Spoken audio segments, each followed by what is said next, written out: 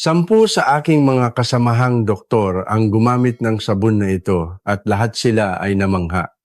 Ito ay ang sabon na nagkakahalaga lamang ng humigit kumulang o pinta na mabibili sa Daiso.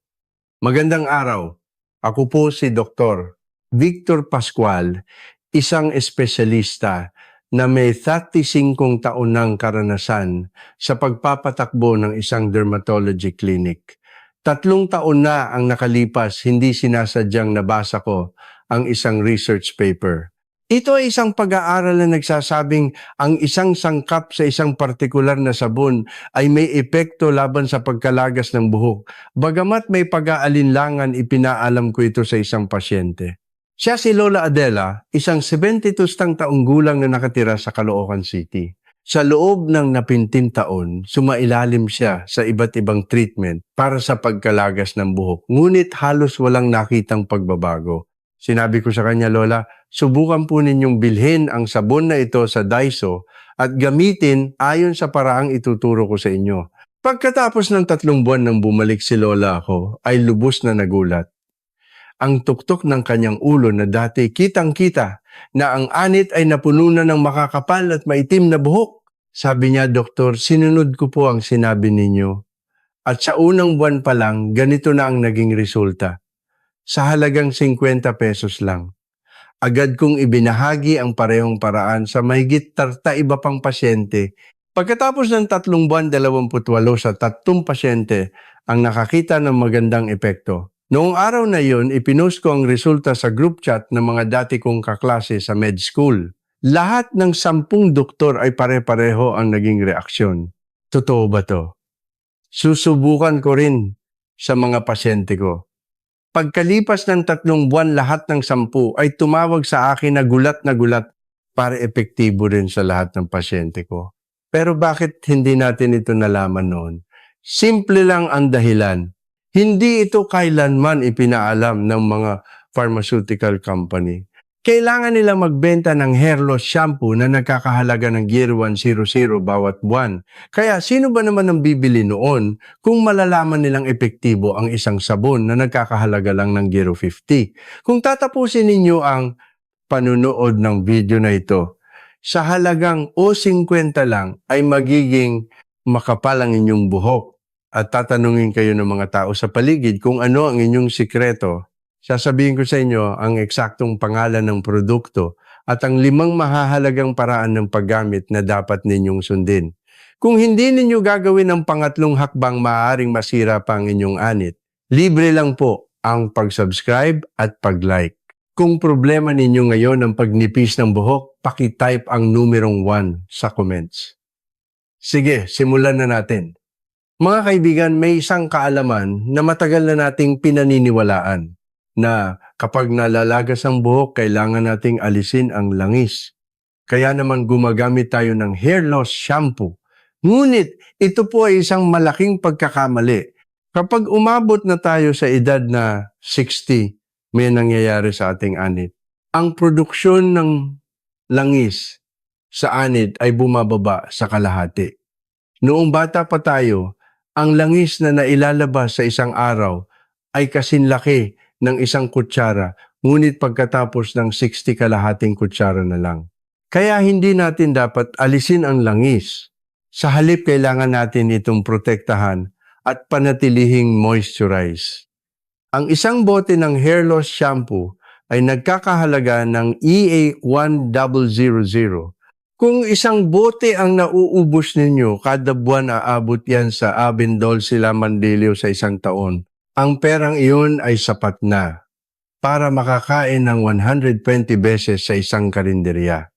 Sa loob ng 10 taon, aabot ito sa 120,000, katumbas na ng isang taong pangmatrikula ng apo. Pero alam niyo ba, kung ano ang ginagawa ng mamahaling shampoo na iyon? Tinatanggal nito ang langis. Ang kailangan ng mga taong lampas 60 ay moisture, pero patuloy lang nating tinatanggal ang langis. Para lang itong hindi pagdidilig sa isang tuyong halaman at lalo pang pinatutuyo ang lupa.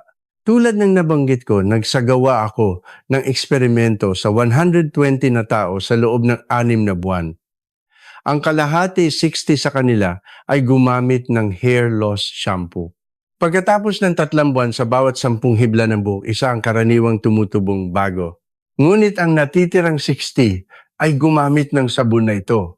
Pagkatapos ng 3 buwan, sa bawat 10 hibla, 2 ang karaniwang tumutubong bago. Doble ang pagkakaiba. Ngunit ang presyo ay 20 beses ang pagkakaiba. Bakit may ganitong pagkakaiba? Ang sikreto ay nasa antas ng irritation. Kapag gumagamit tayo ng ordinaryong sabon sa buhok, nakakaramdam tayo ng hapdi sa anit. Iyon ay dahil masyadong matapang ang sabon. Parang nagpahid ka ng sili sa balat.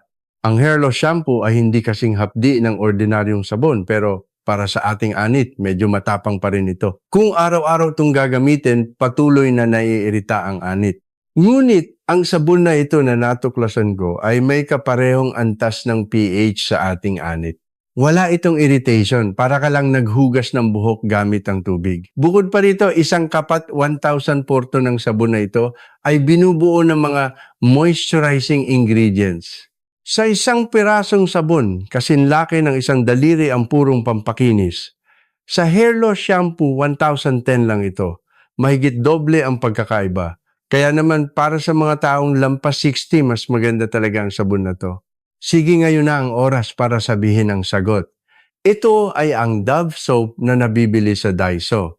Nasa puting balot ito na may asul na letrang Dove na nakasulat. Nagkakahalaga ito ng humigit kumulang 50. Ngayong alam nyo na ang sagot, dapat na ba kayong pumunta agad sa Daiso para bumili? Huwag po muna. Kung gagamitin nyo lang ito basta-basta 9 sa 10 tao ang mabibigo dahil may tamang paraan ng paggamit. Mayroong 5 bagay na kailangan ninyong sundin. Lalo na ang pangatlo, kung hindi ninyo ito susundin, masisira ang inyong anit. Totoo po ito. Meron akong 3 pasyente na naranasan ito.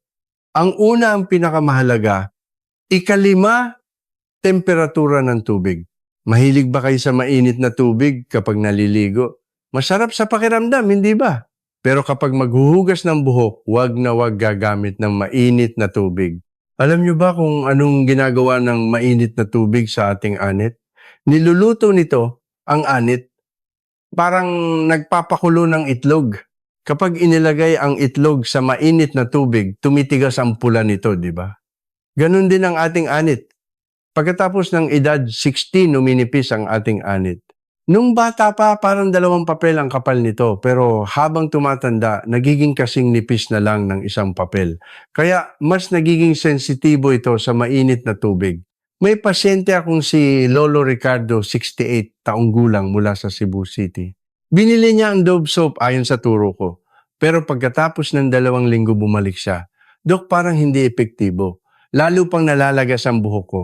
Tinanong ko siya, Lolo, anong temperatura po ng tubig ang ginagamit ninyo? Mainit na tubig. Masarap kasi sa pakiramdam. Kaya sinabi ko, Lolo, subukan ninyong gumamit ng maligamgam na tubig. Sapat na yung medyo mainit-init kapag idinampi sa pulso. Pagkatapos ng 2 linggo, bumalik si Lolo na ibang-iba na ang itsura. Dok, temperatura lang ng tubig ang binago ko pero hindi na nalalagas ang buhok ko. Ang galing. Tinatanggal ng mainit na tubig ang lahat ng protective oil layer sa ating anit. Kaya't ang anit ay nagiging hubad at walang proteksyon. Para itong lumabas ng bahay ng walang damit sa isang malamig na araw. Kaya dapat tayong gumamit ng maligamgam na tubig. Sa temperatura ito ay nasa pagitan ng 35 hanggang 38 degrees Celsius.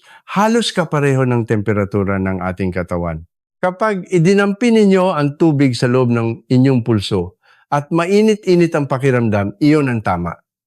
Kung nakakapaso masyadong mainit, ang temperatura ng tubig mula sa gripo tuwing tag-araw ay tamang-tama. Sa totoo lang, hindi naman mahirap bantayan ang temperatura ng tubig. Minsan mo lang pagtuunan ng pansin, masasanay ka rin. Ngunit mga kaibigan, mula sa ika-4 na hakbang, kailangan ninyong maging maingat. Kung hindi ninyo susundin ang ika-4 kahit gaano kaganda ang sabon na gamitin ninyo, wala itong silbi. Maiiwan ang sabon sa anit at babarahan nito ang mga pores. Meron akong 5 pasyente na nagkaroon ng pulang pantal sa anit dahil hindi sinunod ang ika-4 na hakbang. Hindi raw sila makatulog sa gabi dahil sa kati. Kaya wag na wag ninyong kaliligtaan ang ikaapat. Ikaapat, pagbabad sa tubig. Isipin ninyo kapag naglalaba, ang damit na sobrang dumi, inilalagay ba agad sa washing machine? Hindi, di ba? Ibinababad muna sa tubig. Ganon din ang ating buhok. Pagkatapos ng edad 60, dumadami ang dead skin cells o balakubak sa anit. Alam nyo ba kung gaano karaming balakubak ang nabubuo sa isang araw? Halos kasindami ng 100 butil ng bigas. Hindi lang natin nakikita kaya hindi natin alam. Ang mga balakubak na ito ay nakadikit na parang langib. Hindi matanggal na parang idinikit ng pandikit. Ngunit ano ang karaniwang ginagawa ng karamihan? Babasain lang ng kaunti ang buhok at magsasabon na agad. Sa ganoong paraan, hindi natatanggal ang balakubak. Dumadaan lang ang sabon sa ibabaw nito, samantalang ang totoong dumi ay nasa ilalim ng balakubak. Para lang itong pagkayod ng tuyong tutong sa kawali gamit ang scrubber. Kailangan munang ibabad sa tubig para madaling matanggal. Kaya kailangan muna nating ibabad. Sa loob ng hindi bababa, sa 1 minuto, kung maaari ay 1 minuto at kalahati, kailangan nating basain ang anit ng maligamgam na tubig. Nagsagawa ako ng isang eksperimento.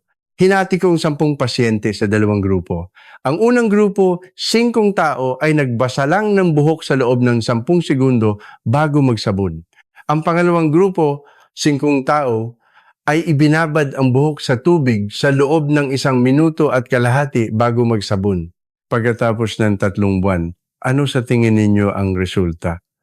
Sa unang grupo, 1 lang sa 5 tao ang nakakita ng epekto, 1 sa bawat 5. Ngunit sa pangalawang grupo, lahat ng 5 ay nakakita ng epekto, halos lahat sila. Ano ang pagkakaiba? Ang pagbabad.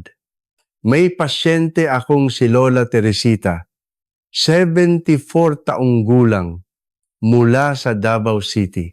Binili niya ang Dove soap ayon sa turo ko.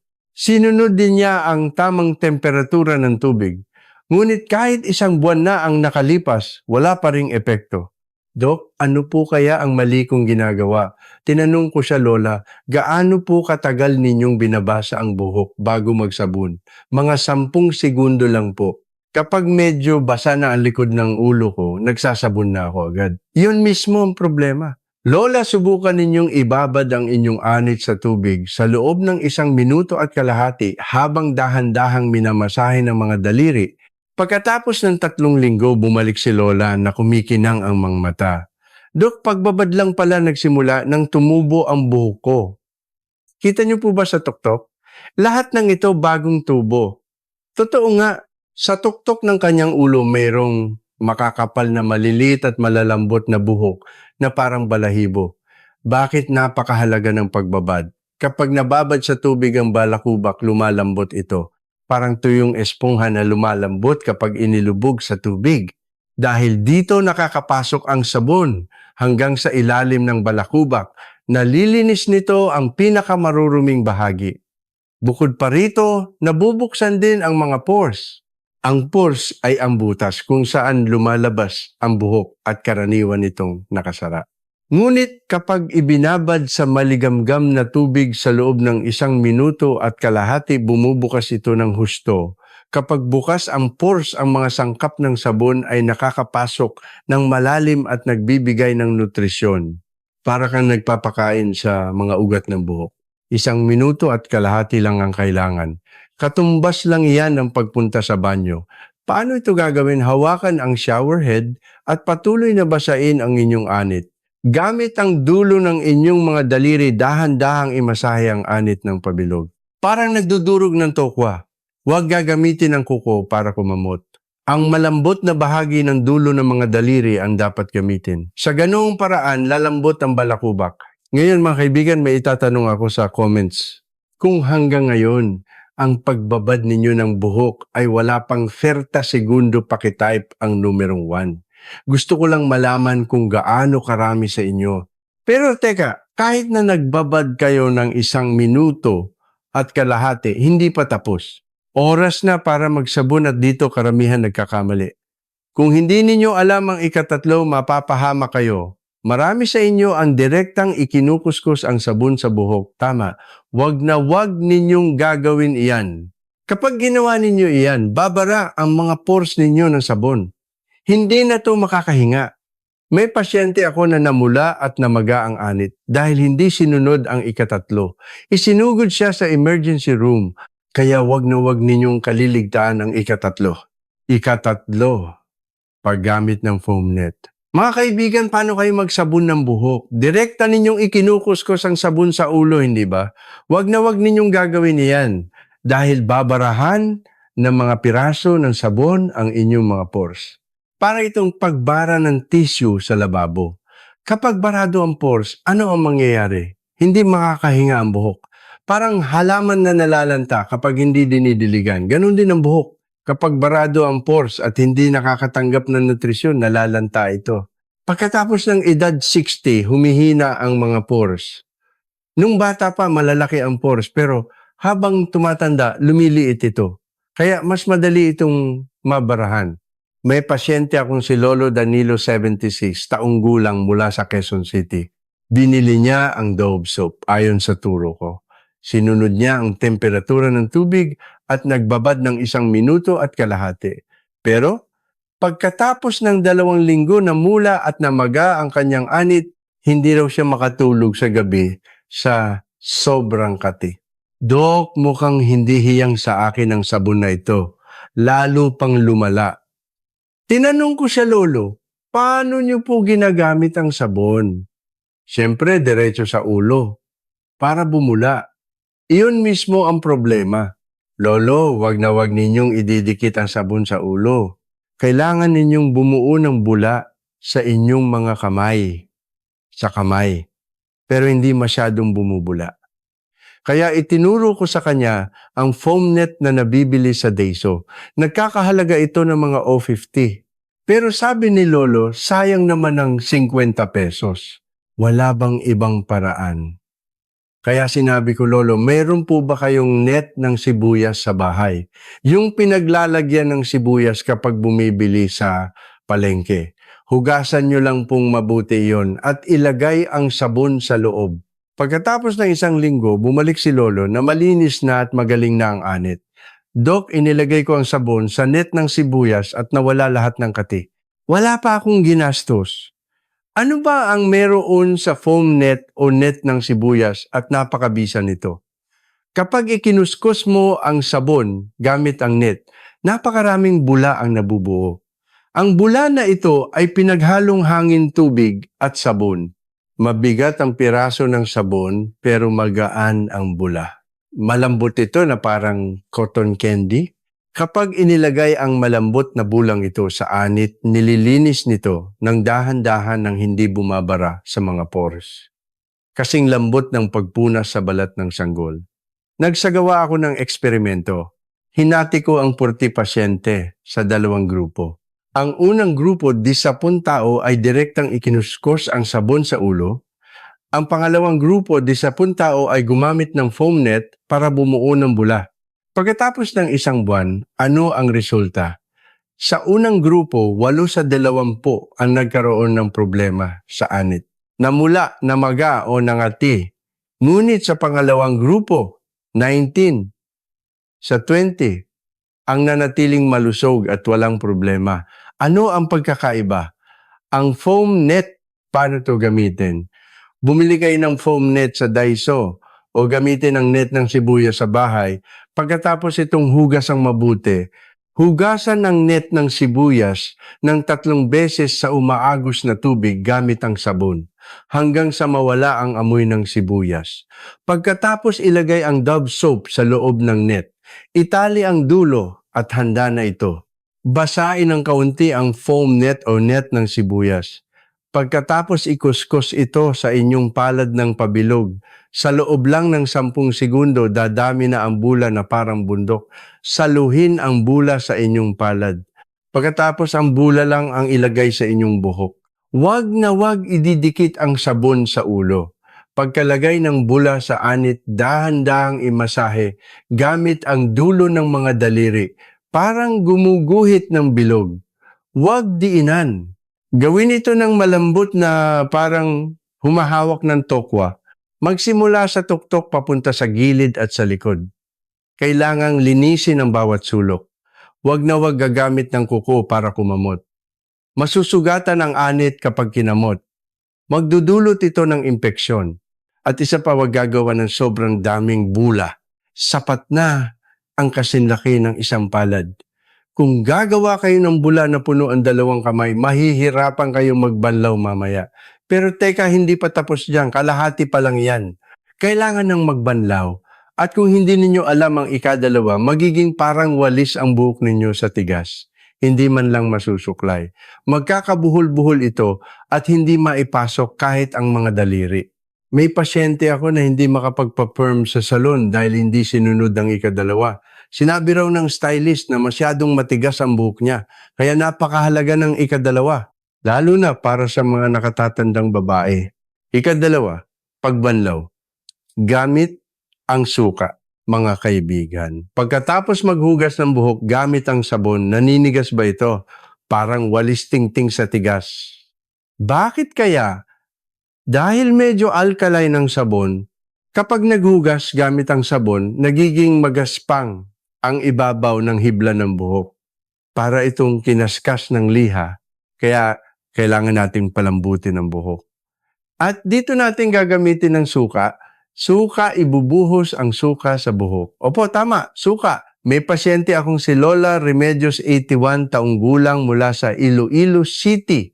Binili niya ang Dove soap ayon sa turo ko. Sinunod niya ang temperatura ng tubig pagbabad at paggamit ng foam net. Ngunit pagkatapos ng isang buwan, bumalik siyang malungkot. Dok, sobrang tigas ng buhok ko. Hindi masulkay. Hindi maipasok kahit ang mga daliri. Tinanong ko siya, Lola, mayroon po ba kayong ipinapahid pagkatapos maghugas ng sabon? Wala po, binabanlawan ko lang ng tubig. Iyon mismo ang problema. Lola, mayroon po ba kayong suka? Suka. Yung suka po sa kusina na ginagamit sa pagluto. Opo, yun nga po. Nagulat si Lola, ibuhos ko ang suka sa buhok ko. Kaya ipinaliwanag ko ng detalyado. Pagkatapos ng isang linggo, bumalik si Lola na ibang-iba na ang itsura. Dok, pagkatapos kong gumamit ng suka, naging kasing lambot ng seda ang buhok ko. Para akong bumalik 50 taon sa nakaraan. Bakit napakabisa ng suka? Ang sabon ay medyo alkaline, kaya bumubukas ang mga cuticle sa ibabaw ng buhok. Nagiging magaspang ito na parang balat ng puno ng pino. Ngunit ang suka ay medyo acidic. Ang asim nito ang nagsasara sa mga cuticle ng buhok. Ang dating magaspang na ibabaw ay nagiging makinis. Dahil dito lumalambot ang buhok, nagiging makintab na parang bagong damit. Bukod pa rito, pinapatay din ng suka ang masasamang bakterya sa anit. 9 sa bawat 10 bakterya ang namamatay. Kapag namatay ang masasamang bakterya, nawawala ang kati.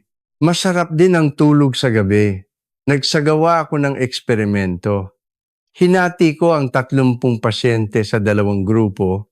Ang unang grupo, ang 15 tao, ay naghugas lang gamit ang sabon. Ang pangalawang grupo, 15 tao, ay nagbanlaw gamit ang suka pagkatapos magsabon. Pagkatapos ng 2 linggo, ano ang resulta? Sa unang grupo, dahil sa 15, ang nagsabing matigas ang kanilang buhok. Mahirap daw suklayin. Ngunit sa pangalawang grupo, 14 sa 15 ang nagsabing malambot ang kanilang buhok. Ano ang pagkakaiba? Ang pagbanlaw gamit ang suka. Paano ito gawin? Ihanda ang suka na mayroon kayo sa bahay.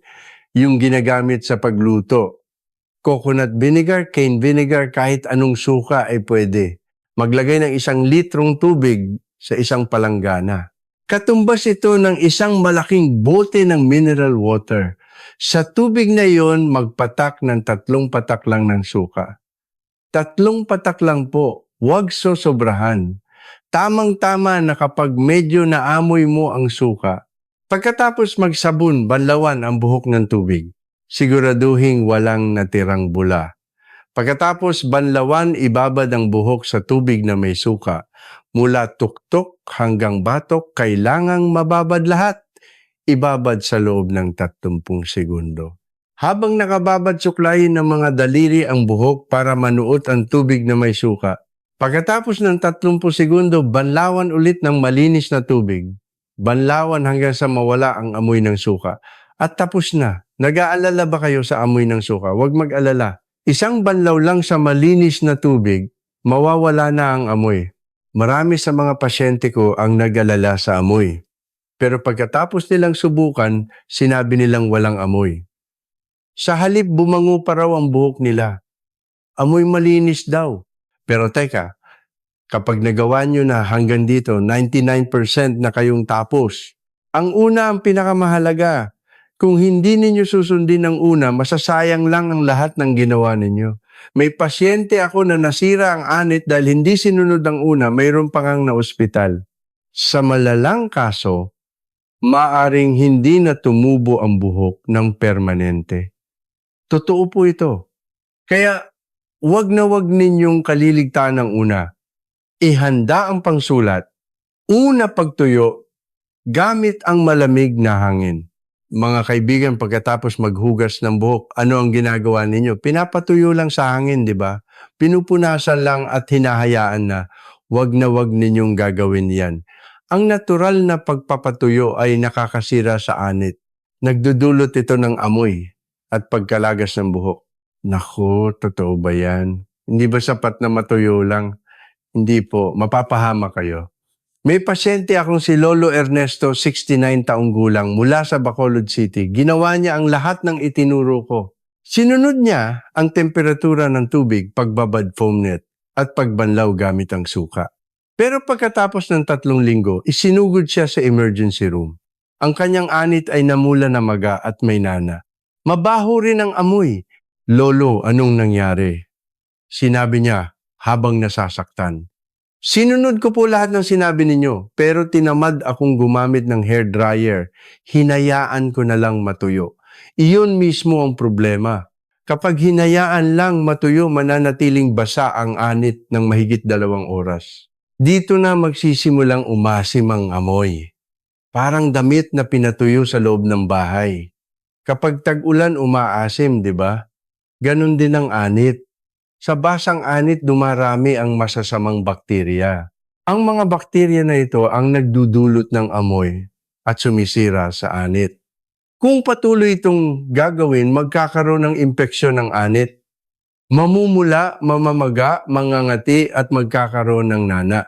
Sa malalang kaso, magkakaroon ng sugat sa anit at maaring hindi na tumubo ang buhok ng permanente. Inabot ng 3 linggo bago ko nagamot ang anit ni Lolo. Uminom din siya ng antibiotics. Alam niyo ba kung magkano ang ginastos niya sa pagpapagamot? 20 tulabo? Dahil lang tinamad siyang gumamit ng hair dryer, gumastos siya ng 20,000. Nagsagawa ako ng eksperimento. Hinati ko ang 60 pasyente sa 2 grupo. Ang unang grupo, 30 tao, ay hinayaang matuyo lang ang buhok. Ang pangalawang grupo, 30 tao, ay gumamit ng malamig na hangin mula sa hair dryer. Pagkatapos ng 1 buwan, ano ang resulta? Sa unang grupo, 14 sa 30 ang nagkaroon ng problema sa anit, pangangati, amoy at tigyawat. Ngunit sa pangalawang grupo, 28. Sa 30 ang nanatiling malusog at walang problema. Ano ang pagkakaiba? Pagtuyo gamit ang malamig na hangin. Bakit kailangang malamig na hangin? Hindi ba pwedeng mainit? Ang mainit na hangin ay nagpapatuyo ng sobra sa anit para tong disyerto. Pati ang moisture at langis sa anit ay nawawala. Nagiging bitak-bitak ang anit at nagkakaroon ng balakubak, parang lupang walang tubig na nabibitak. Kaya kailangan nating gumamit ng malamig na hangin. Paano ito gawin? Una, tuyuin ang buhok gamit ang tuwalya. Huwag na huwag itong ipapagpag. Dahan-dahang idi ng tuwalya para masipsip ang tubig. Parang pagpiga ng tubig sa tokwa. Kapag ipinagpag, magkakabuhol-buhol at mapuputol ang buhok. Kaya huwag ipagpag-idiin lang. Pagkatapos kunin ang hair dryer, ilagay sa cool mode. Karamihan ng hair dryer ngayon ay may cool shot button. Ito yung kulay asul o may simbolo ng snowflake. Ilayo ang hair dryer ng 10 cm mula sa anit. Mga 2 daliri ang layo. Masyadong malapit magugulat ang anit. Masyadong malayo hindi matutuyo. Itutok ang malamig na hangin sa anit. Mula tuktok papunta sa gilid at sa likod. Gamit ang mga daliri paghiwalay ng buhok para makapasok ang hangin hanggang anit. Minimum na 5 minuto. Kailangang matuyo hanggang sa maramdaman ninyong tuyo na talaga ang anit. Hipuin ang anit. Dapat wala na kayong maramdamang basa. 5 minuto. Ang tagal naman. Mga kaibigan, 5 minuto lang yan. Katumbas lang ng pagpunta sa banyo o panonood ng isang balita. Ang 5 minutong ito ang magliligtas sa inyong anit. Kapag ganap ng tuyo ang anit, ang moisturizing ingredients ng Dove soap ay bubuo ng protective layer sa anit. Ang layer na to ang magpoprotekta sa anit. Parang greenhouse na nagpoprotekta sa mga pananim. Kailangan ang layer na to para tumubo ng maayos ang buhok. Hindi mawawala ang nutrisyon at diretso itong mapupunta sa buhok. Paano naman kung walang hair dryer, gumamit ng electric fan? Itutok sa mahinang setting sa loob ng 10 minuto. Umupo lang sa harap ng electric fan. Kung wala kayong electric fan, tuwing malamig ang panahon, bumili ng hair dryer. Meron yan sa Daiso o sa ibang tindahan na nagkakahalaga ng mga IM 500. Nanghihinayang kayo sa IM 500. Ang gasto sa pagpapagamot ay IM 20,000. Sa IM 500, makakatipid kayo ng IM 20,000. Ngayon, sasabihin ko na ang huling bahagi. May mga taong hindi dapat gumamit ng paraang ito. At para sa inyo na nanood hanggang dulo, meron akong inihandang espesyal na regalo. Una, ang mga taong hindi dapat gumamit ng paraang ito. Una, mag-ingat ang mga may sugat sa anit. Kung may mga galos na dumudugo o may langib, pumunta muna sa doktor. Gamitin ang paraang ito kapag magaling na ang sugat. Pangalawa, mag-ingat din ang mga may malalang sakit sa balat sa anit. Kung malala ang seborrheic, dermatitis o psoriasis, magpagamot muna. Kapag magaling na, makakatulong ang paraang ito para maiwasan ang pagbalik ng sakit. Pangatlo, kung may allergy sa suka, huwag gawin ang pagbanlaw gamit ang suka. Kung nangangati o namumula ang balat kapag nalalagyan ng suka, malinis na tubig na lang ang gamitin. Ang natitirang 4 na hakbang ay sapat na para makita ang epekto. Ngayon, para sa ipinangako kong espesyal na regalo, ang paraan para tumagal ng 3 beses ang Dove soap. Pagkatapos gamitin ang sabon, basa ito, di ba? Kung hahayaan lang, mabilis itong matutunaw. Sa 1 linggo, kalahati na ang mababawas. Kaya gawin ninyo ito. Pagkatapos gamitin ang sabon, idiin ito sa tuwalya para matanggal ang tubig. Pagkatapos ilagay ang sabon sa bintana o sa isang estante. Mas maganda kung mahangin.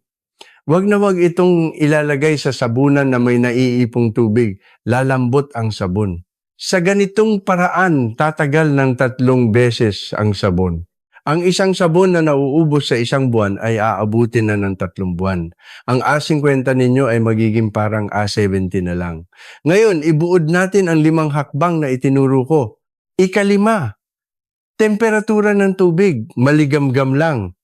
Sapat na ang mainit-init sa pulso. Ika-4, pagbabad sa tubig. Basain ang anit sa loob ng 1 minuto at kalahati. Ika-3, paggamit ng bula. Huwag idikit ang sabon sa ulo, bula lang ang ilagay. Pwede ring gumamit ng net ng sibuyas. Ika-2, pagbanlaw, gamit ang suka. Sa 1 litrong tubig, maglagay ng 3 patak ng suka at ibabad ng 30 segundo. Una, pagtuyo gamit ang malamig na hangin. Patuyuin ng husto gamit ang malamig na hangin ng hair dryer sa loob ng 5 minuto. Kung susundin ninyo ang 5 ito, sa halagang 50, ay kakapal na ang inyong buhok. Ang dating 5 na gastos kada buwan, ay magiging 50 na lang. Sa isang taon, makakatipid kayo ng halos 200. Sapat na iyon na pang-allowance ng apo sa isang taon. Ngunit kung papanoorin nyo lang ang video na ito at hindi gagawin walang mangyayari, simulan ninyo ngayon din. Pumunta na sa Daiso at bumili ng isang Dove soap. Mga O50 lang. Pag-uwi sa bahay, subukan ninyo ngayong gabi. Sundin ang 5 hakbang na itinuro ko. Pagkatapos ng isang buwan tingnan ang sarili sa salamin, tingnan ang tuktok ng inyong ulo. Siguradong may makikita kayong pagbabago. Naranasan na ito ng 120 kong pasyente. Nakita rin ng 10 kong kasamahang doktor ang epekto. Kayo naman ang susunod. Pagkatapos ng 3 buwan, maririnig ninyo ito mula sa mga tao sa paligid ninyo. Wow, bakit ang kapal na ng buhok mo? Anong sikreto mo? I-share mo naman sa akin. Kung mangyari iyon, i-share ninyo ang video na ito. Ipadala ninyo sa mga kakilala ninyong may problema sa pagkalagas ng buhok, sa mga kaibigan ninyo sa Senior Citizen Center, sa mga kasama sa simbahan, sa pamilya, ipadala ninyo sa lahat. Sa pamamagitan ng video na ito, sama-sama nating abutin ang isang malusog na pagtanda at huwag kalimutang i-click ang subscribe button. Kung magsusubscribe kayo, kayo ang unang makakatanggap ng mga health tips na ipopost ko. I-like nyo na rin po. Ang isang like ninyo ay makakatulong na maabot ng video na ito ang mas maraming tao. Ibahagi rin ninyo ang inyong karanasan sa comments. Kung mag-iiwan kayo ng sisimulan ko ngayon, susuportahan ko kayo. Pagkatapos ng isang buwan, balikan ninyo ang video na ito at i-comment ang resulta. Ipagmalaki ninyo, 1 buwan ko nang ginagawa at may tumubo ng buhok sa tuktok ko. Mga kaibigan, habang tumatanda, kalusugan ang pinakamahalaga. Kapag makapal ang buhok, mukha kang 10 taong mas bata. Sasabihin ng mga apo ninyo, ang ganda ni Lola, ang gwapo ni Lolo. Hindi kailangan gumastos ng malaki para maging malusog. Kung may tamang kaalaman at gagawin ito, sapat na ang 50. Sa 13 taon ko bilang doktor, ito ang natutunan ko. Ang pinakamasayang sandali ay kapag nakikita kong gumagaling ang mga pasyente ko. Mas masaya ako kapag gumagaling sila sa murang halaga kaysa kumita sa pagbebenta ng mamahaling gamot. Kaya ko ginawa ang video na ito. Nawa ay magkaroon kayong lahat ng malusog at masayang pagtanda, panatilihing makapal ang inyong buhok at maalala sana kayo ng inyong mga apo bilang isang magandang lola at gwapong lolo. Patuloy akong magpo-post ng mga impormasyong makakatulong sa inyo. Magkita-kita po tayo sa susunod na video.